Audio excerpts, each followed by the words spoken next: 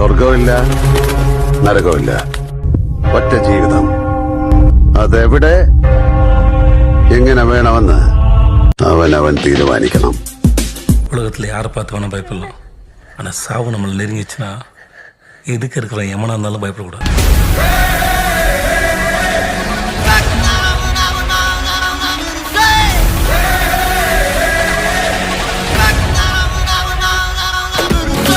போருண்டு, சுகமுண்டு, மது உண்டு, மாது உண்டு, மனம் உண்டு என்றால சொர்க்கத்தில் இடம் உண்டு.